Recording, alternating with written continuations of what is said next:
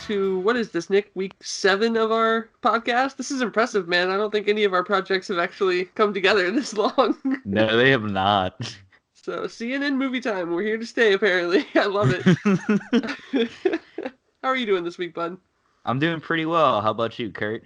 Dude, I'm doing great. I just found out I don't have to work tomorrow, so I'm pretty stoked about that. I don't have to go to bed early. I'm I'm so I'm jelly right stoked. now. So yeah, anyways, let's get to the news of this week. The big one that we talked about already a little bit is the Last of Us series. HBO is making it, and it's got the creators of Chernobyl, which I know you watched and weren't a big fan of. So I wanted to know what you thought about Last of Us. Honestly, my only complaint about the show, and I understand why they did this, they really wanted to have uniformity, and a lot of the actors and actresses they wanted for the roles were all English or like from the UK, and they would rather just have everyone have UK like British accents as opposed to trying to have everyone, develop an accent. And so that was my biggest complaint with the show. Honestly, I definitely realize that it's a little bit over dramatized. But I think they did an overall good job. So maybe, hopefully with The Last of Us, they'll do a good job too. It's such like a hard hitting series and everything like that. So you never know. hmm Yeah, I'm pretty stoked to see where they go with it. I was reading some articles today that kind of went into a little bit more of what they're planning, and it sounds like they are going to go with Ellie and Joel for their storyline, and sounds like they're going to be pretty loyal to the story of the game. So I'm pretty stoked about that. So the real question is, do you get Ellen Page or do you cast somebody else?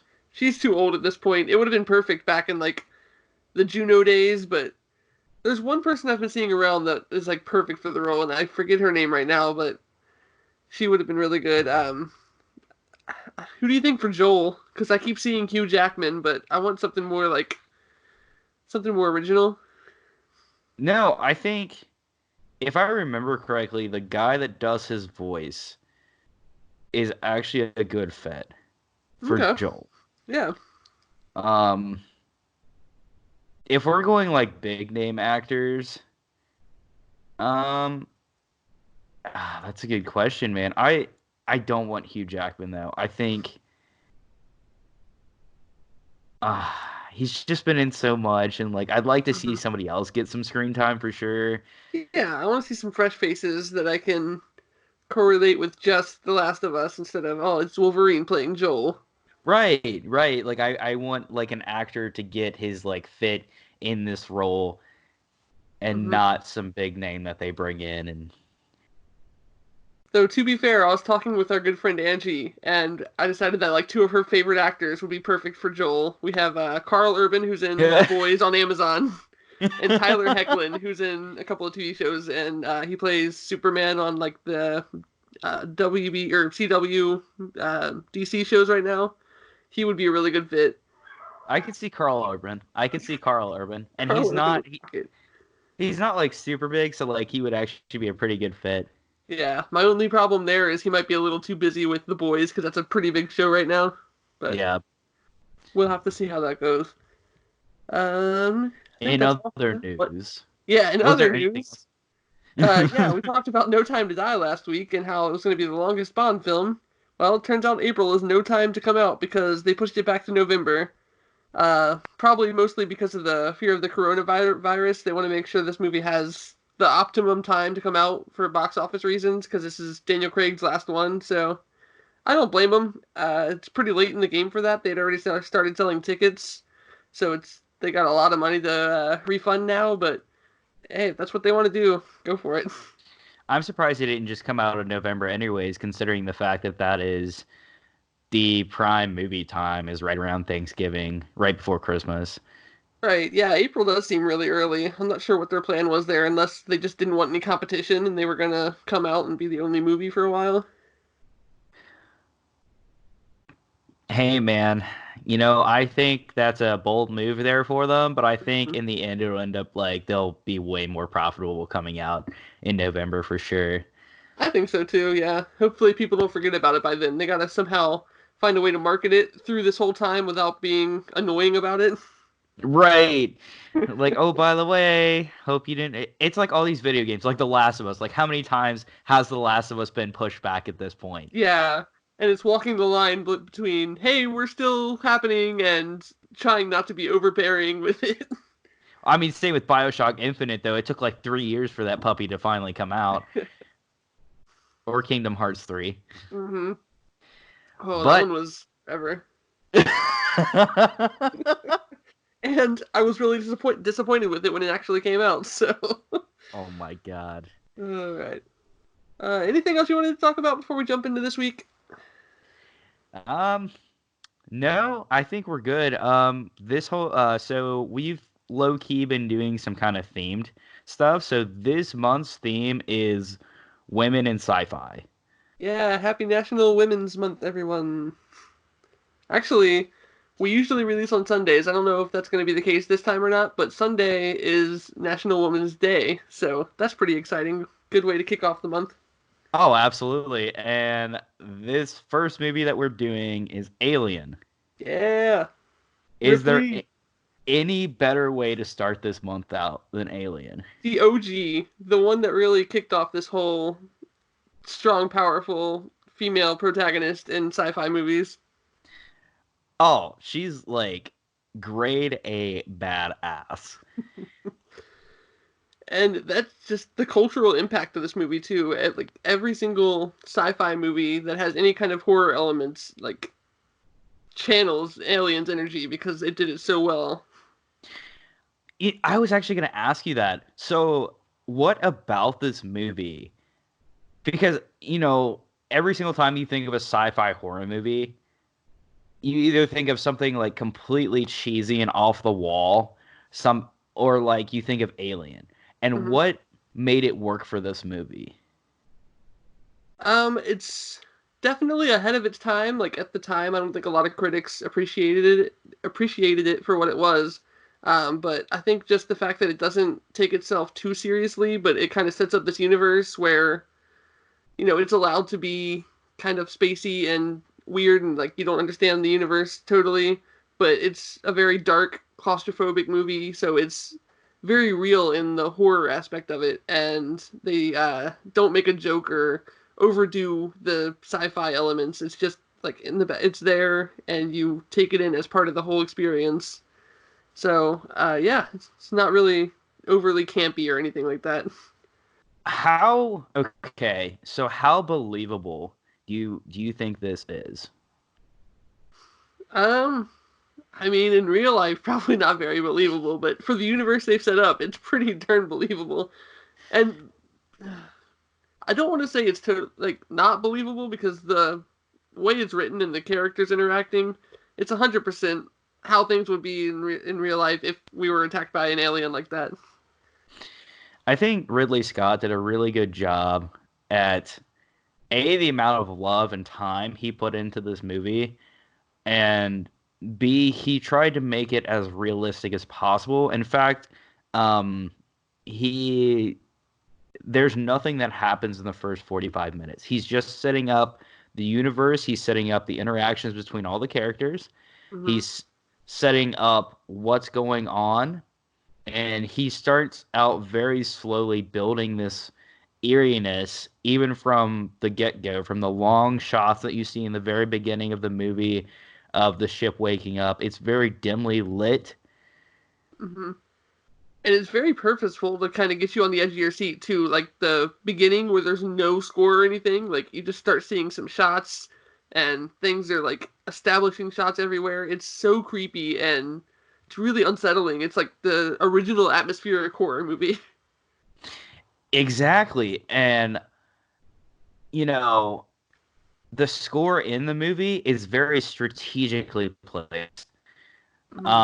Especially when the ship is first waking up and everything like that. And honestly, the drastic like contrast between the scenes with so much sound going on, and then the sharp cut to almost no sound makes it that much more horrifying, honestly. Yeah, and they definitely played into that too with the slogan of "In space, no one can hear you scream," which there's a lot of screaming in this movie. Let me just point that out right now. But I get what they were going for, and it really works in a lot of scenes where they're just floating through the spaceship or whatever, and there's just no sound or like ambient sounds in the background. It's really unsettling. Every single little sound in this movie is they like took so much time to strategically plan out each blip, each little organic noise, each little interaction, like the way the face hugger sounds, the alien sounds. It it kind of like mind fucks you a little bit, honestly. Yeah, it definitely plays with your expectations, and it kind of gives you like a false sense of security sometimes, and then like some random sound somewhere will like just happen and scare you. Like it's nothing terrible happening, but it's just like, whoa, what was that?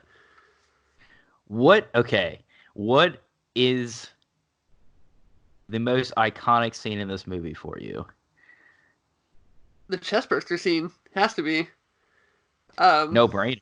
I love the fact that Ridley Scott didn't tell the actors what was going to happen. Like they knew in the script that this thing was going to pop out of his chest, but they didn't tell them that it was like an actual prosthetic that was going to come out.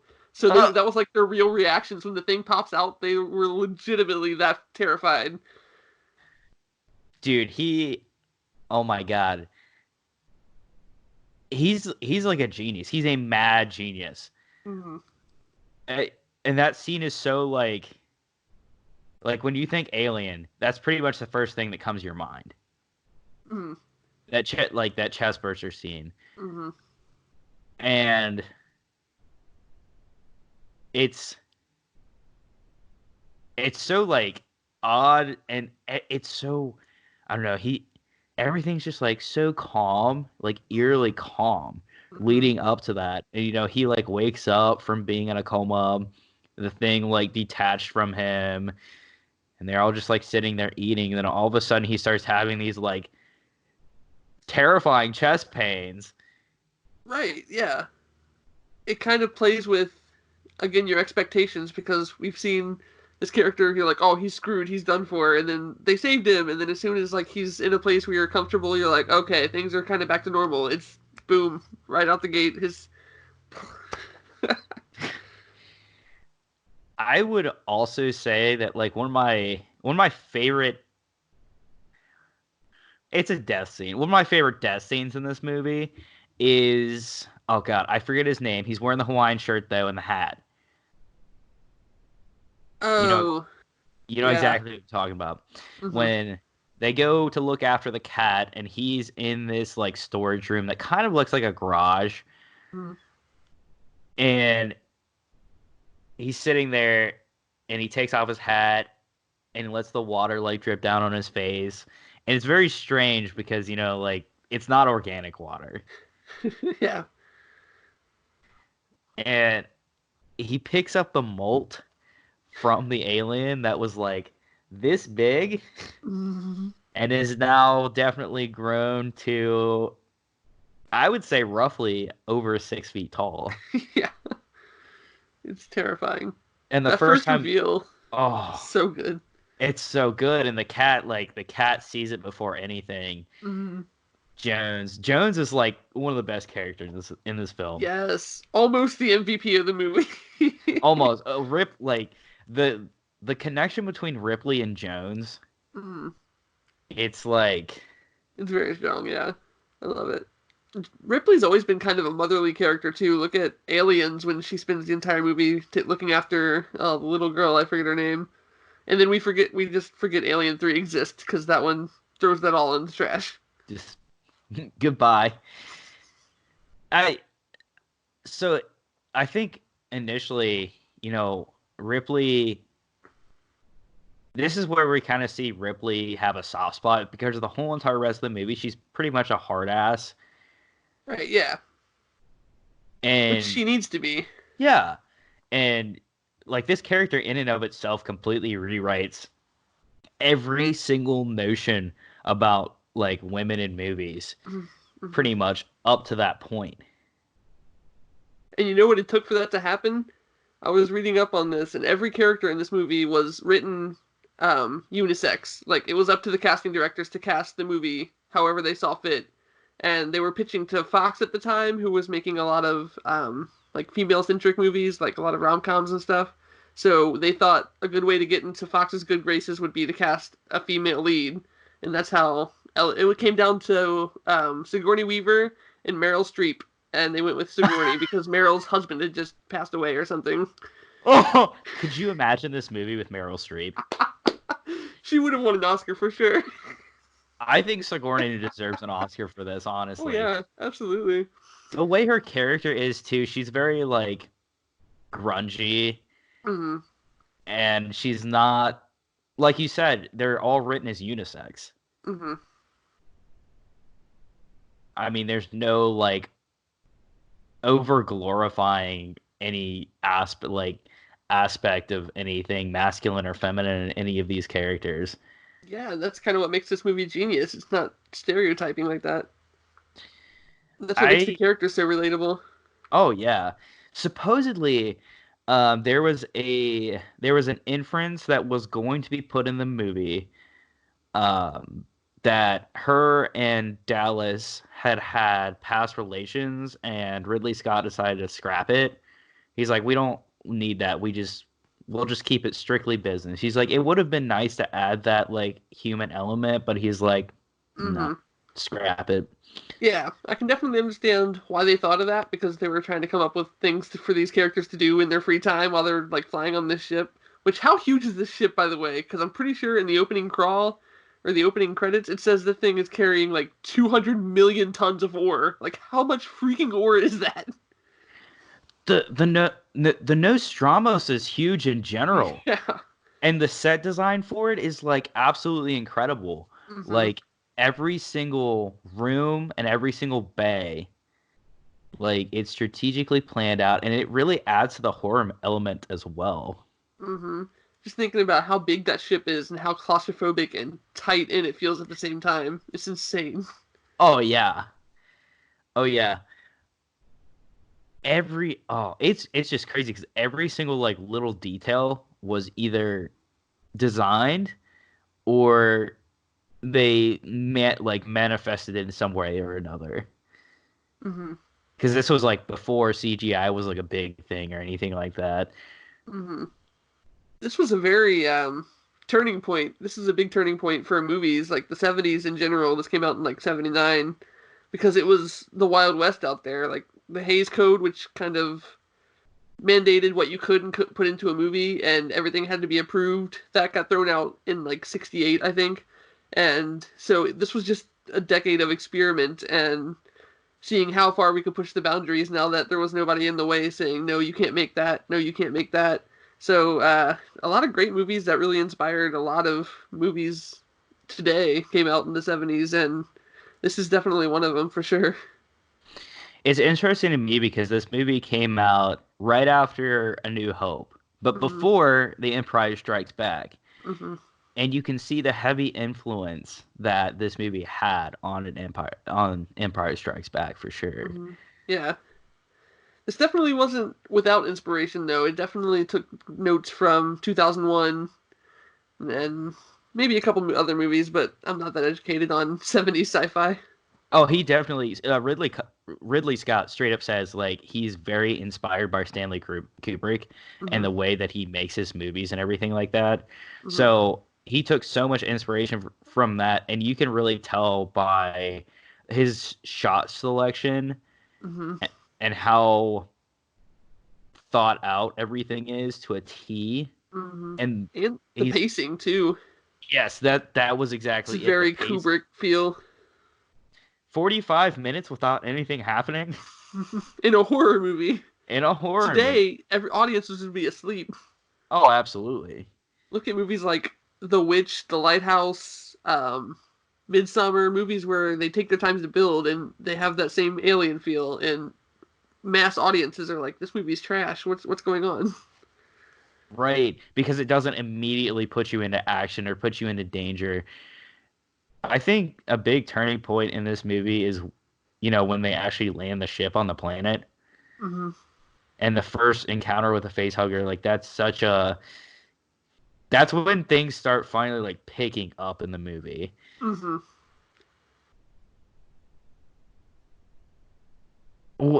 We have to talk about Ash's character. Yes. Apparently, Ash wasn't in the script originally. That was something the producers wanted to add in to kind of give the universe more of a realistic feel, like add more to the universe that like, the audience could think about. Like, why would that happen? Why would that company send the android with them? And it kind of gives you a better idea of that company's like interest in their how they run. That they would send an android with these people. It adds a whole new bad guy as well because you're not only just battling this alien that is on your ship now, you're also, and they don't ever straight up come out and say that Ash is an android, but he just Hmm. acts sketchy from the get-go. Yeah. And he's like the only one with an accent as well, so you're kind of like, well, maybe he's just European and very like engineer like, so you just kind of like play it off, and everything can be explained but in his mannerisms up until he snaps on Ridley, and you're like, Yep. what? He went 0 to 100 like real quick. Yep. That kind of had a Hal from 2001 kind of feel to it, where he wouldn't open the door, like that kind of turn where it's like something that's been working for you is suddenly turned on you and worked against you. Yeah, and not to mention he's the only one that is in charge of the science and whatnot, so he's in charge of what happens to the alien, everything like that, and Hmm.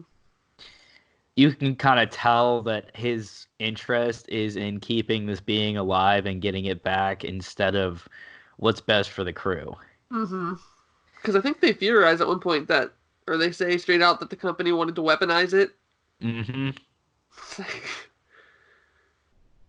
We either figure that out in this one or at the beginning of the second one. I can't quite remember which one.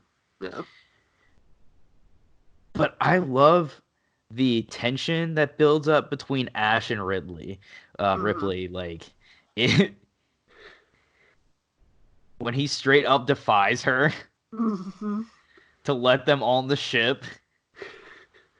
That was a great moment, by the way. That was such a great moment because it shows that Ripley has her head on straight. She's not going to mess around. She's very smart, and she's just there to do her job. And it kind of like sets up the tension too with the rest of the crew. Like you can tell these people have been working together for a really long time, and they're just straight up annoyed with each other at this point. Like they just want to be done, be home, and then this alien comes and messes up their entire life. I really admire like Ripley in that scene because she doesn't let her emotions get the best of her. She's Hmm. like, "This is exactly like code. This is what we're doing. I cannot let you onto the ship. I cannot let that thing onto the ship. Hmm. That is not protocol." Yep, she's the only one that's thinking like that too. It's genius. She has the very scientific protocol brain. It's so funny though because Ash is an AI, so you Hmm. would think he But would be Ash's whole plan is to get the alien on the ship, so he wants it to come on. He's making excuses just to make it happen. right. So like you kind of see like a switch of like characters there because you're like, oh, like Ripley should be the one like, okay, like let's get you on the ship, and she's like, no. Yeah, I am not opening this door. Yes. Can we talk about the ending scene in this movie? One of the best climaxes I think I've ever seen. It's so much fun. Her in For that suit. oh my god, for all that buildup, for all that time, and then she is the only remaining person on the ship besides Jones. Hmm. Sweet Jones, Jones. my dude. She goes back for a cat. I have mad respect. Yes. I definitely go back for that guy back there. I mean, Ah, he's snoozing back there. yeah, Chiefs big snoozing. Oh,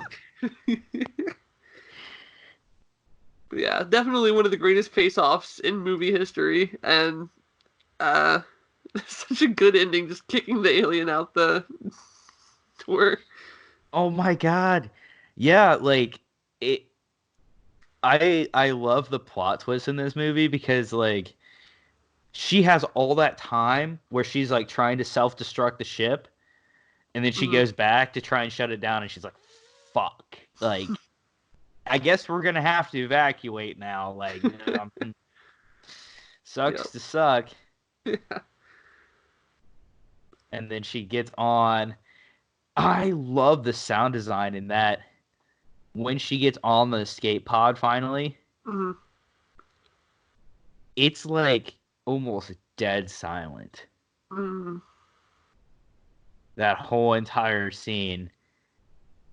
And you can almost just hear her breathing.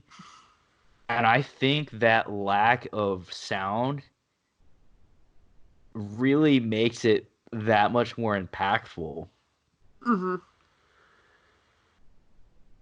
Yeah, for sure, because you're getting a moment to kind of relax after this big chase scene and everything that's been going on and blowing up the ship, and then the alien is laying in wait. In the escape pod. And the cat is safe and she takes care of the cat first. And I have mad respect. Yes, it's a good Sweet moment to James. breathe and kind of recover after everything. And I think that's the when the alien finally gets blown out from the door is the first time we see it in its full bodied form. Hmm. Yeah, I think you're right. And I think I read that was because Ridley Scott didn't want the alien to look too humanistic, like too much like a human. He wanted like very close ups so you could see like what a monster it was. And he didn't want that human form like shown too much. Well, also how like dark it is as well, which adds a Mm, whole new element of horror as well because you don't know what you're looking at. yeah. It hides in the shadows. You don't know how it moves. Hmm. It has acid spit. Like, Yeah, it kind of adds to that like fear of the unknown. You don't know what this thing's capable of, or even fully what it looks like, and that makes it all the more terrifying. right. Or All where it right. came from. That's like the big my favorite thing about this movie is you never really get that explanation until you watch like Prometheus later on. Right. And you don't even need Prometheus, even. Hmm. Like, if you just take this movie, this and I feel like this and Aliens coincide very well with one another. Hmm. And you don't even, technically, you don't need the rest of them. Like, yeah, it's fun to watch them, but Hmm. this universe is already, you can infer so much about this universe already without having everything else spelled out for you. Right, yeah. It definitely trusts its audience in the first two movies to kind of put things together. And I love the genre shift a little bit too. Like Alien is more of like a horror sci-fi, and then Aliens comes out, and they've already done that. The alien wouldn't be as scary as the second time. Like, how are you going to follow that up? So they make it a sci-fi action movie instead, and that just works so well. I think you could definitely still argue that it's horror as well, though. The It has second horror one, aspects, yeah, but it's definitely more on the action side with like the whole squad, and they go in guns blazing more often. it's definitely faster paced. Hmm. So, all right, here, here's Nick's weird questions for Curtis. Are Oh you no. ready? Okay, put me on the spot. So, what is the most brutal death in this movie, in your opinion? Most brutal death. Um, as a full death, probably. Um, hang on.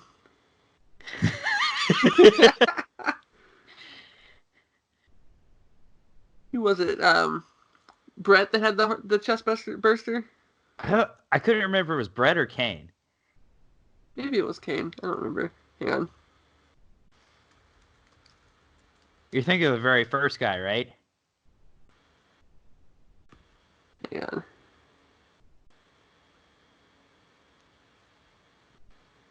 It was Kane.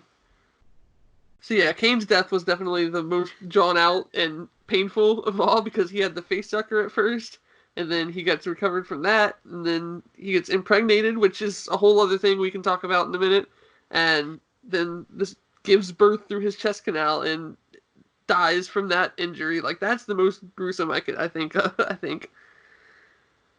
I think you're absolutely right too. I think it was the most shocking. Like the other ones don't really get super drawn out or anything like that. They're just kind of like get their faces eaten off by the alien, which and you don't really see it at all either. Mm-hmm. It's just kind of inferred.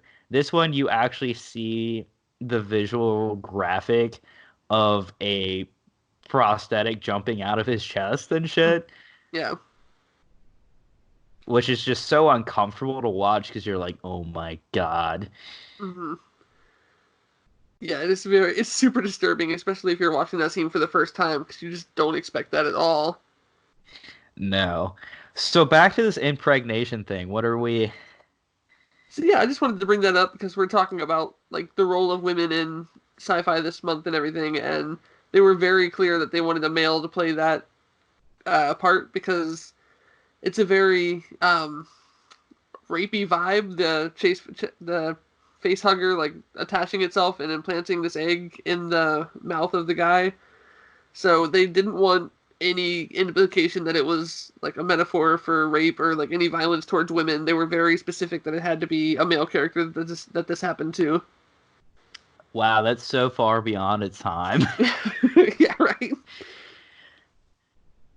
God. Also, the design for the face hugger and everything like that. So when we first see it when it's in the egg, Mm-hmm. the when it opens up, there's two parts. You have like the top on the stuff on top, and then the face hugger that actually comes out. So when it's inside and you see the light through, it's just like two hands in like gloves, basically doing like this. Mm-hmm. And then the stuff that's on top is cow stomach. And Ridley Scott had them go down and get fresh meat every single day that they were filming this. And then the thing that actually pops out is sheep intestines. And they threw that at him. So that's pretty gnarly, right? It's gross. Yeah. Yeah. And then later on, when the facehugger is found dead on the ground and Ash picks it up to examine it, it is a rubber outside coating, and then everything inside is like fresh shellfish. Hmm. So Interesting. The things they had to do before like CG and different special effects. right, that's pretty gnarly, and yeah. Yes. So yeah, props to Alien for sure for being one of the OG horror sci-fi movies and having a strong, powerful female lead. Ripley is a badass that inspires generations. Oh, absolutely. I have one more question for you. Yeah. If you were aboard this ship, do you think you would have survived? Oh hell no, absolutely not. I'm the first one to die. Like, nope, I'm gone. Okay, maybe not the first because I wouldn't be brave enough to go down and like inspect those eggs. So like, but definitely the first one once the like aliens matured and like I starts attacking people. No, I'm the first one gone because I'll like run off by myself somewhere and try to hide, and that's it for me. What about you? I don't know. I would like to think I would survive a long time, but like low key, I would probably just be in the worst spot possible at the worst time. I would definitely go, like, um, God, I always forget his name. That goes off to find the cat first, Hmm. and he's like looking for the. I was like, that's pretty much how I would go. I'd go look for the cat, and I would die. Yeah. That's a pretty That's fitting death for you, my dude. honestly, yeah, I wouldn't argue it, and it would be very fitting. And you'd be like, yeah, I can see that. I'd be Yep. like, sounds about right. It's I it's died fitting for doing your what I character. love. That's awesome. Do you have anything else to add before we wrap this puppy up?